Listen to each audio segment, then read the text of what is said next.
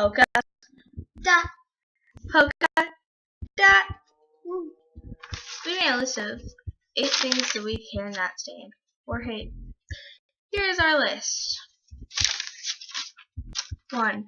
People obsessed with bands. I'm not talking about the people who like a band, who love a band, or even know what the band did last weekend. I'm talking about the people who were like, last night they had spaghetti for dinner.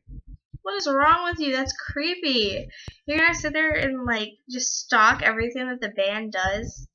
Like, I didn't understand if they posted on Twitter last night, like what they were doing and they said eating spaghetti. But if they didn't tell anybody and you specifically know what they had for dinner last night, that's just scary. That's creepy. Shame on you for creeping on them. Okay, number 2. Expecting stuff and getting let down. So let's say you've been telling your parents all year you want an Xbox, and they've been giving you clues like it's gonna be an Xbox. And so it's Christmas Eve, and then they've been giving you more clues than they ever have. So you're like, okay, I'm getting an Xbox, so I'm gonna save up all my money and buy a bunch of things.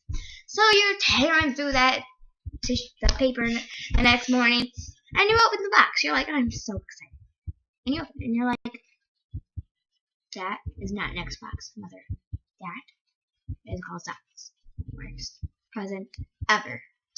Not only the fact that they got you socks, because I appreciate that my parents at least got me something, but the fact that it's like, it's a system that you plug into your computer, that you plug into the TV, and you play a bunch of games, and you're really gonna like it, and that's all you've been saying you wanted for like the past 4 months, and so pretty much you know for a fact you're gonna get an Xbox, and you're like, yeah. So you go to open it, and you're like, oh, man. All right. Number 3. People in drive-thrus. So you're just sitting there in your car, just driving along. You're like, you know what? I'm hungry. I'm gonna go to a drive-thru. So you're just driving along. You stop at a drive-thru restaurant, fast food place, and you pull up to like the little place where you order, and you're just sitting there. Hello, can I help you? No. I'm gonna sit here for the rest of my life, and I'm not gonna move. Because, you can't tell me what to do with my life. So I don't need your help. No. So, number 4.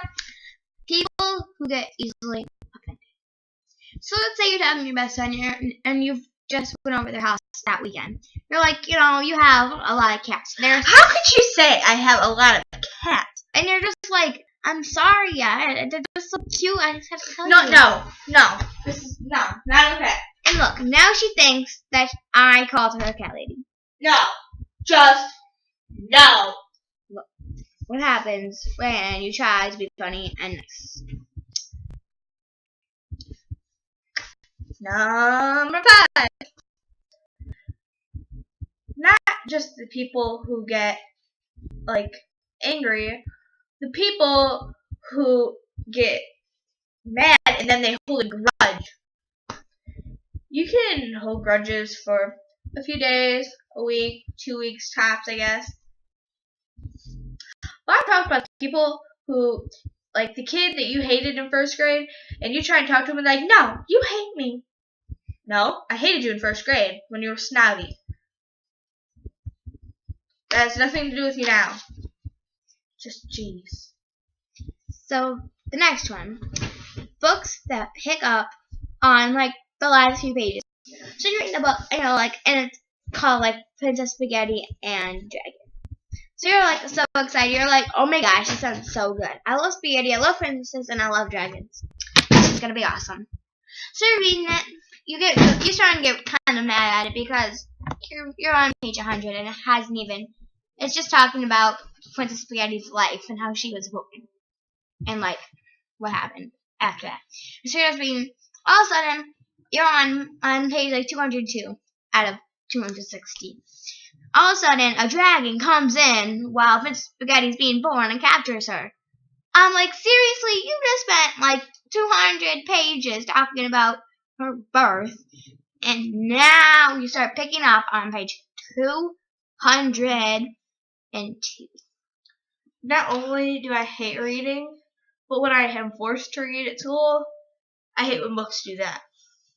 Like, there was this one book I did read, though, in 7th grade. And on page 5, there was a plane crash. And I was like, this is my kind of book. I can read this kind of book. I can't read a book where I'm stuck listening to 300 boring pages of their regular day life just for it to pick up on page 400 and end on page 410. No. I hate books that do that. If you're gonna do that, then don't even write a book. Just give up. Be something else. Be a photographer. Something that doesn't involve writing, please. Thank you. This is number 6, I think. 6. Prepare yourself for the worst thing ever. Slow computers.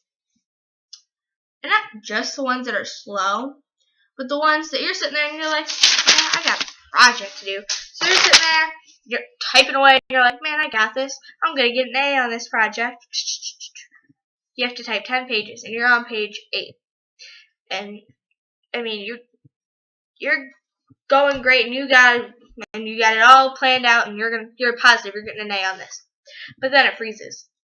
Not only does it freeze, but then you're just sitting there trying to hit all these buttons trying to get it to work. You're checking your Wi-Fi, you're checking your connections, you're checking, like, maybe it's just the computer itself. So you're checking all this stuff. And then all the windows decide to just, like, force close. Did I tell you to force close? No. What are you doing? And then you're like, oh, it saved. No, it didn't save. And if you start a project like a week before it's due, that's not going to happen. It's going to happen when you procrastinate and you're typing it the night before at 3 in the morning, but you're like, I'm getting this done. That's when it's going to happen. So, number 7, we think. Yeah. So, people not wearing socks with shoes. Oh my gosh. So, it's freezing out. And when it's freezing out, what do? You wear socks. You wear socks. They're there for a reason, not to be ignored. So, then you see someone walking by. They are wearing tennis shoes with no socks in PE. That, for one, is gross. 2, how can you even do that in the first place without getting blisters? It's just hard to explain. Okay, next one. When you have batteries mixed together. So you take the 2 batteries out of your remote and you set them right here, okay? And then you grab like 2 from the tool drawer or wherever you guys keep your batteries, and you're trying them, and then you realize for the last 45 minutes you've been trying the 2 batteries that don't even work anymore with 1 good battery, and that's why the thing hasn't been working for 45 minutes. And you just wasted 45 minutes of your life that you are never going to get back because of those dumb batteries. This is why I think everything should just be plugged into a wall. The next one. Ceiling fans. We gave up on numbers. Yeah, we did. Ceiling fans. We kind of lost count. Ceiling fans. Okay, so 3 modes. Very slow, where it goes. Next one. Not very slow, just, Enough to get a little motion of the air. Next one. So fast off, it's going to cut your head off. And so it's like, it's a hot day in summer, and you're like laying there, and you're like, and so you're like, I'm turning my fan on, and you turn it on low, because you really don't want to cut your head off. You turn it on low, and you're like, I can't feel a thing. So you turn it up higher, and you're like, this did not help at all. This is not working. You were so scared, but you decided you're going to push it anyways. You pushed it, and all of a sudden, it goes like this. And you turn it off, but you run out of batteries. The ceiling fans, they just... And not only that, but, let's just say you're laying there in the night, you're just chilling, doing whatever, and you're like, oh, it's hot. So you turn it on, oh no, and you're like, this ain't cutting it. No. So you turn on, we're not tired. You're like, no, this isn't okay. So you turn it on high, and then you're trying to sleep. I shouldn't have to go to sleep with the fear of having my freaking head cut off during the middle of the night. That is not okay. Like, I'm not saying I could have done it any better, but let's be honest. Seriously, that's going way too fast for my safety. That is too fast for comfort.